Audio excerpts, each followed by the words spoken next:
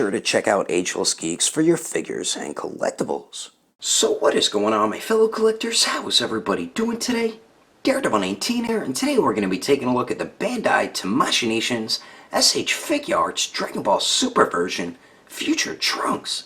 So let's get into it right away and take a quick look at the box. So we do get the basic style box when it comes to the SH Figuarts Dragon Ball line. So we do get the window right there in the front of the box, and on the window in white does say SH Figuarts and Trunks. Then we do get the Tamashii Nations quality sticker. Then on the right side we do get a few images of the figure. Then on the bottom we do get the toy animation, warning, blah blah blah, Dragon Ball Super, Tamashii Nations, and Bandai.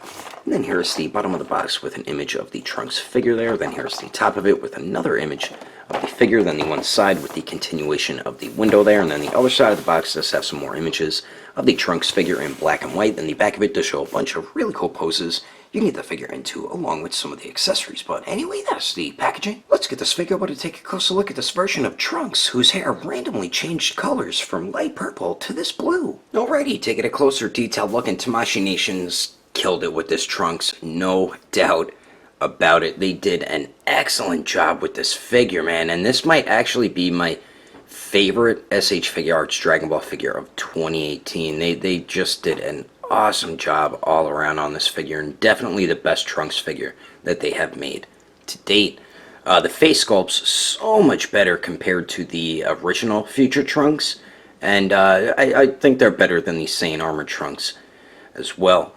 Definitely dig the blue hair. It has very subtle, like, gray shading or something like that in it, and it looks really nice. The sculpt of it looks dope, and I do like the new updated design for his hair like this and Super as well. Just very nice sculpt all throughout it, as you can see, and all the faces have some very clean paint mark all throughout it, and nice sculpt as well. His scarf looks dope. I don't see any shading on it, but I mean, the sculpt of it looks really cool. I like how it's all like kind of like tethered around it, so you could tell he's like been trying to survive in the future.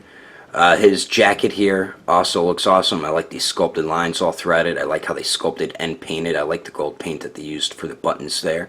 Very nice sculpt around the collar that is hidden under the scarf there. And then the back, just get a couple sculpted lines in the peg hole for his sheath. One thing though, I feel like they could have added like some like a black wash or shading on it or something like that. I know some people don't mind that there isn't shading, and some people really do mind that there isn't shading. We do get the Capsule Corp logo. We get a tear right there around the elbow, which looks pretty cool. The other side doesn't have any tethered or torn type look. We do get some sculpted wrinkles all throughout it. The ends of his sleeve have a tethered look to it, which looks really cool on both sides. You can see his green belt underneath around the waist. And then for the pants here, very nice sculpted wrinkles all throughout it. We do get a very nice shading as well. We do get one tear on his left leg here. You can see a bit of his leg under it with the color of his skin right there. We do get a sculpted line on the side of the pants. Very nice sculpted wrinkles on the back of the pants, and I love the way the pants look tucked into the boot there. I think that looks really, really cool. And then the boots, one of my favorite things about the figure here. The only thing I feel like they could have added like a wash or something on it, some sort of shading to, I don't know, not make it look as plain, you know what I mean? But I really do love the sculpt of the boots, the sculpted wrinkles around the ankles and everything. And then the feet look pretty good too. And then the bottom of them, we just get some sculpted lines. But overall, I think Tamashii Nations really did kill it with this new Future Trunks. Yeah, they could have added some shading, but other than that, they really did a fantastic job with the paint and sculpt, and I can't be any more happy with how this turned out. But anyway, let's continue on. And for anybody who is curious about head swapping between all the Trunks figures, as you can see, we have the Saiyan Armor Trunks here and the Super Future Trunks. As you can see, the ball peg for the Saiyan Armor Trunks is larger compared to the new Future Trunks, and the Future Trunks is actually medium compared to the original Future Trunks and the Xenoverse Trunks, so those heads won't fit on this one either. And you can't put his heads on this body. You can technically use the heads on this figure to put on this one, like take for example the Demonical Fit. You can put it on there, but it's not going to peg in. As you can see, the ball peg hole is too big for the ball peg on this neck joint here. But anyway, let's continue on. Moving on to the accessories, Trunks is included with a bunch of great stuff. So he is included with 2 alternate heads and 4 interchangeable faces. So we do get the powered down blue hair sculpt, and then of course we do get the Super Saiyan Rage hair sculpt, then we do get 2 faces for each hair sculpt. So we have 2 for the Powered Down and then 2 for the Super Saiyan Rage. So the face that is on the Powered Down, we do get a regular like smiling type face, and I do wish that they included like a basic stern face for this head sculpt here. And then we also get a yelling, screaming face for the Powered Down hair sculpt, and they did a great job with the hair sculpt and the faces look great as well. Then for the Super Saiyan Rage hair sculpt, we do get the angry teeth gritted face while he's looking off to the right, and it looks like they put a little too much orange paint around his mouth, and it looks like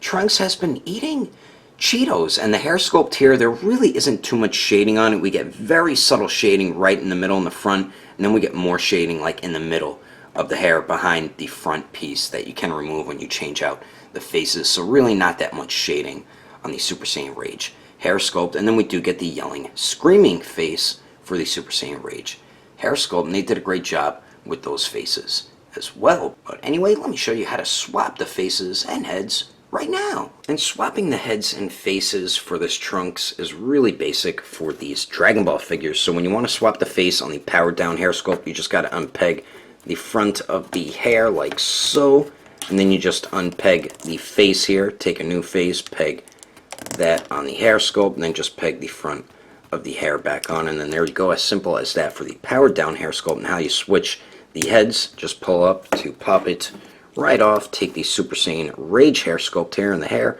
is pretty sharp, so be careful of that.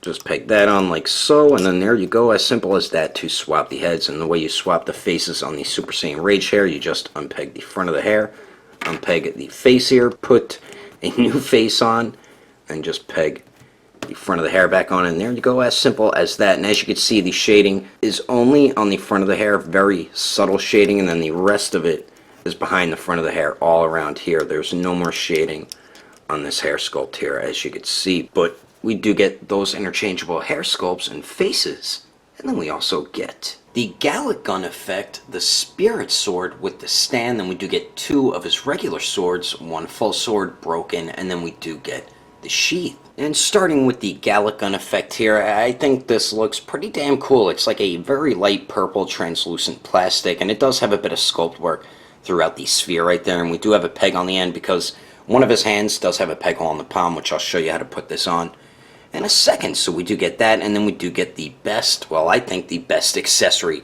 with this Trunks, the Spirit Sword. And it is like a softer type plastic, as you can see right there. It does have a bit of weight to it. That's why we do have the stand. I'll show you how to do all that shortly as well. But I love the blue translucent plastic. That looks beautiful. Really nice work on this. And the broken sword you do put right in here, and I'll show you how to do that shortly as well. But definitely my favorite accessory with this Trunks. So we do get that. Then we do get the 2 regular swords, the full one and the broken one here. And I love the silver metallic paint that they used for the blades. I think that looks great. Really nice paint on that. And I like how the blade gets wider the further it goes to the end. Same with the Spirit Sword. It does that as well. The crossguard looks good. The wrappings around the handle looks good as well. And the way you get Trunks to grip onto the swords, you unpeg this silver piece at the bottom, slide the hand or hands on, and then peg this back on. And I'll show you how to do that shortly as well. So we do get the 2 swords. Then we do get Trunks's Sheath.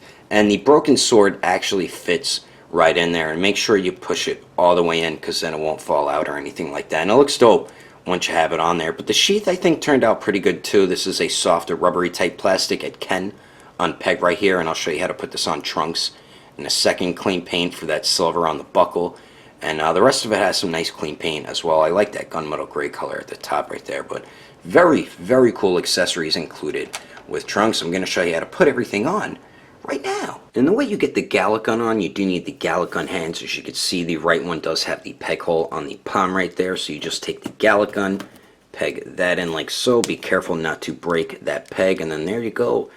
As simple as that. And that just looks awesome. I do like the idea of them putting like peg holes in the hands for certain energy effects. I thought that was a really cool idea by Tamashii Nation. So that is how you get on the Gallic Gun. Now let's take a look at how you use the swords with this figure. And to get the sheath on is very simple. There's 2 ways you could do it. You could either just unpeg it here and then just put it on like that, or you could do it like how it shows in the directions and pop the head off, and then you could take off the bandana here, and then you just wrap the strap around the chest right there, peg the sheath into the back, peg the other part of the strap in the bottom part of the sheath, and then you put the scarf back on like so, because the sheath is supposed to rest under the scarf, I guess, like that.